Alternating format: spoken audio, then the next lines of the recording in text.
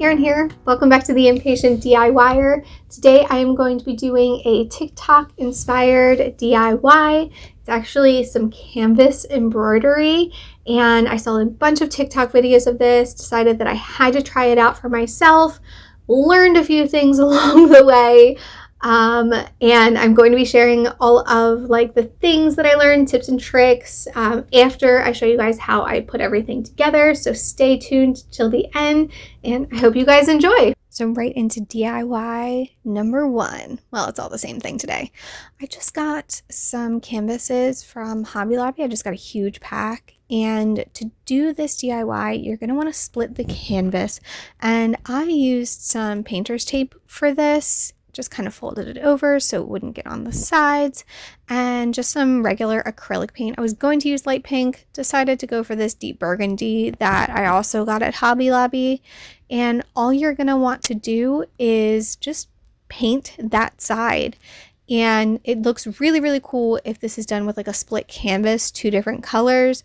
So that's why I decided to go with this burgundy over the pink, so it'd be more of a contrast. Once you're done, I used my heat gun to dry this over a couple of coats.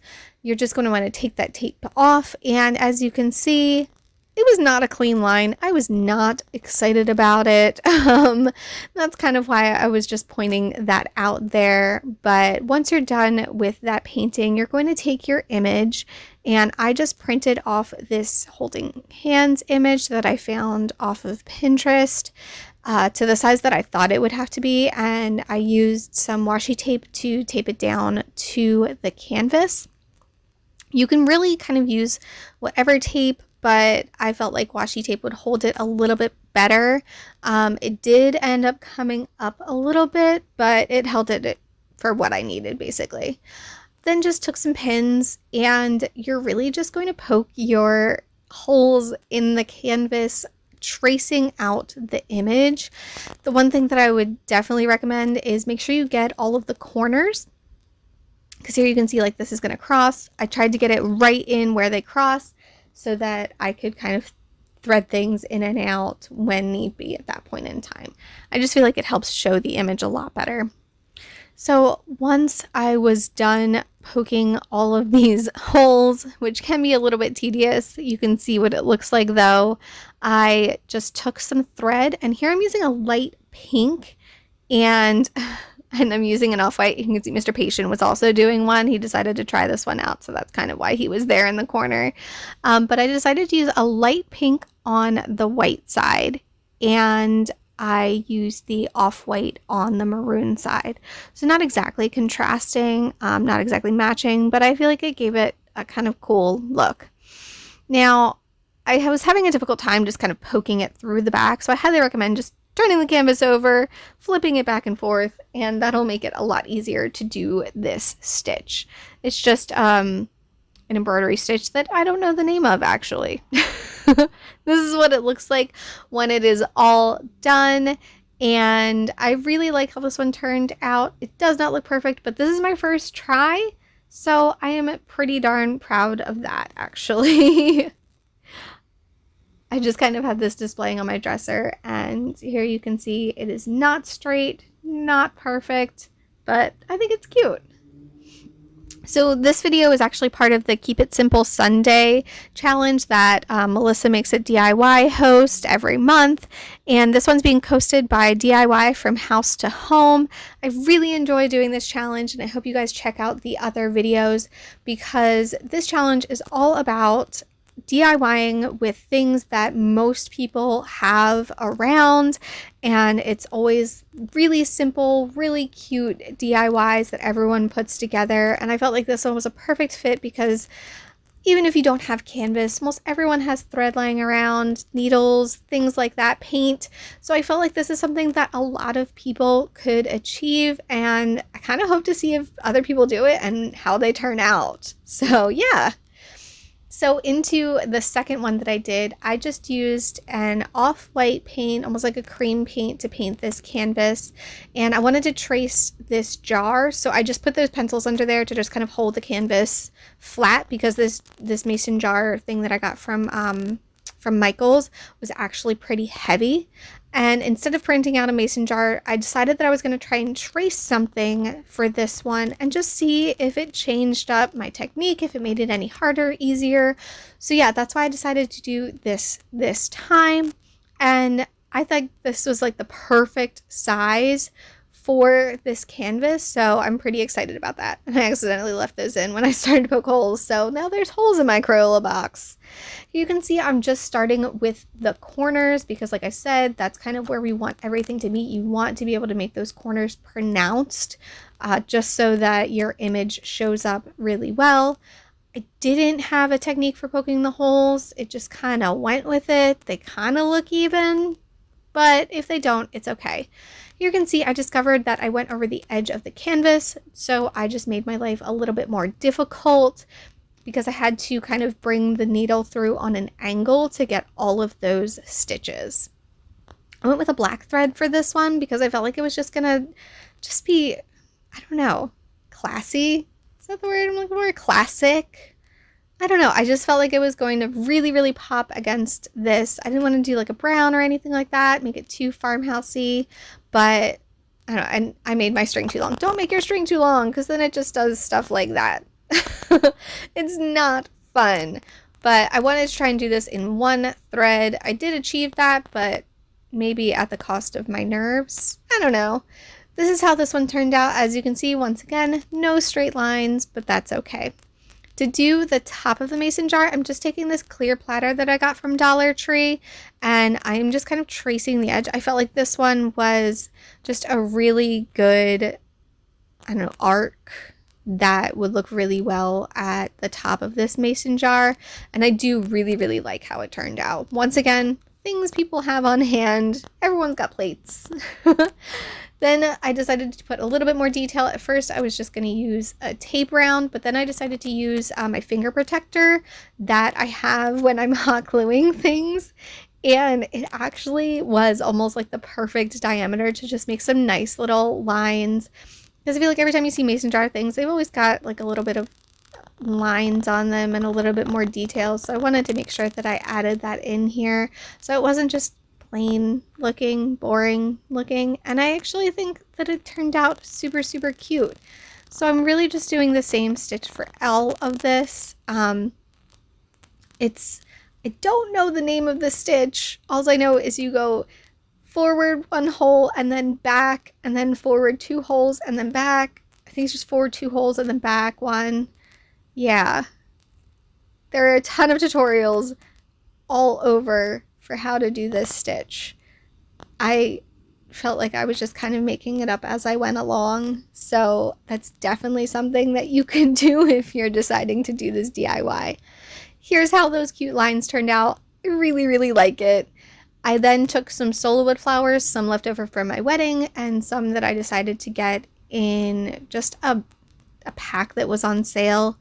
Kind of rearranged them or arranged them how I thought that they would look cute. Just to see if I was actually going to like this. I didn't put them in that order whatsoever. The cool thing about solo wood flowers, you can stick a needle through them. It's a little difficult on some of those. Here you can see I'm struggling a little bit, but I just poked a hole in the canvas, put the needle through, and then just kind of sewed it on by poking the thread back through the other side. And they honestly stayed really, really well. I was super surprised. So I put the flowers where I thought that they would look good, poked a hole behind that spot, brought the thread through, threaded it through the flower, and then just kind of put it in position. And when it was in a good position, I just poked the thread back through, back to the back side, and it held the flower right where I wanted it to be. At first I was going to try and do this with some wire, but honestly the threading was just so much easier. And I mean, luckily I had a cream colored thread, but you really don't even see the thread if you're up close or anything like that. So I really like this DIY. I really like how this turned out. I am super pumped. It was just an idea in my head and it actually worked. So I don't know about you guys, but I love when stuff like that actually works. So I just was placing the flowers where I thought that they looked best on top of this mason jar. And I think I ended up using, let's see, 1, 2, 3, 4, 6, 7 in total, because nature likes odd numbers. I do not, but I know nature does, so I feel like this would look a little bit better. Does anyone else have that issue? I love even things, and nature is not even. So this is flower arrangement of any kind is difficult for me. So once they were all in, this was how it looked. I took some white paint and watered it down. That's just like a spray bottle of water that I have for when I do some other DIYs. And I carefully traced in the lines. This was actually a lot easier than I thought it would be. I thought I made like a huge mistake waiting until the last minute to paint this. But, and I mean, I might have. I wouldn't recommend doing this as soon as you trace the mason jar out for just ease. But it was actually pretty easy to just use like a stiffer paintbrush and paint this whole mason jar white. I like that I did water it down because it's not a huge stark contrast with the cream color. I only did one coat and then used my heat gun. You can see I'm just taking a smaller brush to get in like the little spaces, and then I also use it for the top of the mason jar. But honestly, this was so much easier than I thought it would be, and I am not the best color in the lines human, so if I can do this, you guys can definitely do this. I just kind of lifted the flowers up and was able to get right under them with this more like, it's like a skinnier paintbrush, but it was also like super stiff. I don't know if it's because it was new. I got it in a pack for Hobby Lobby. I sound like a commercial for Hobby Lobby. Woo, sorry. I sound like a commercial for Hobby Lobby throughout this whole video, I guess. But yeah, I just used my heat gun to dry that a bit, and then you'll see that I did touch it up, like I said. But honestly, so super simple. And I just watched maybe like an episode and a half of Downton Abbey, and that's all that I needed to do this whole DIY. And it is so stinking cute. So this is what it looks like just sitting on my dresser. That's kind of where I'm putting these right now until I find a place to put them. But I absolutely love this. I want to make like 15 more different flower colors, different seasons. Absolutely love this. Okay guys, so I just finished putting together a couple of these, and I'm going to show you the second one that I'm not showing in the video, just to give you guys some pointers, some things that I found that didn't really show in that 1-minute TikTok video that makes things look so easy. So yeah, I figured some of these things would be helpful to you guys because it was helpful to me. So this is kind of a nerdy one that I put together. It's the outline of Hogwarts. It says for Ravenclaw the cleverest, which is a line from the book. And some things that I learned, and also like Mr. Patient was doing this too, so we kind of learned together some don'ts. Don't expect that you're going to be able to do a straight line. I don't know how they do it. You can see like I got this one pretty straight, but then like this one was supposed to be more straight than it is. This one as well. So it's like you're poking on straight lines, but the canvas kind of tells you where you're going to go. So I think it's a little bit different than embroidery material that you would normally be doing this on. Highly recommend not leaving the paper on. Mr. Patient did that, and the paper just didn't come off. It didn't come off. So I would definitely recommend not doing that. So something that I did in my mason jar that you guys saw me do was I just traced it. So I'm thinking that to make this easier for yourself, if you wanted to do that, like the lead pencil tracing that you would normally do if you don't have like a Cricut or something like that, I think that if you did that onto the canvas, I think that that would make this so much easier than trying to like poke holes through paper and through canvas at the same time. Something else that I learned with not this one, actually a little bit with this one, and definitely with my mason jar one, is you have to be mindful of the back. So you can see here, this one is very, very close to the edge here. And so is actually this right here is super, super close to the edge. You can barely see it, but it is super, super close to the edge right there. That is so difficult to do. And my mason jar, the entire bottom of it was actually on this edge. So I had to very carefully like poke through. So even though it might look cute, steer clear. The edges are not your friend. Something else that I've seen in the TikTok videos that I tried and it didn't work out very well for me is using painter's tape.